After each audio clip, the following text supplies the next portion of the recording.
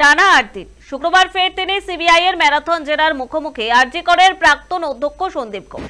CBI আরজি কর কাণ্ডে তদন্তভার নেওয়ার পরই তলব করেছিল প্রাক্তন অধ্যক্ষ সন্দীপ ঘোষকে।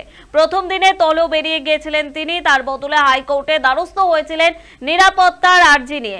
আর কোর্ট থেকে ফেরার পথে সল্টলেক থেকে তাকে পাকড়াও করে সিবিআই সোজা নিয়ে যাওয়া হয় সিজিও কমপ্লেক্সে। সেই থেকে পরপর 8 দিন সিজিও কমপ্লেক্সে হাজির হলেন সন্দীপ ঘোষ। তাকে জেরা করে চিকিৎসককে ধর্ষণ এবং হত্যার কিনারা করতে চাইছেন তদন্তকারীরা। ছাতা ভেঙে গেছে আমার, কিছু বলবেন?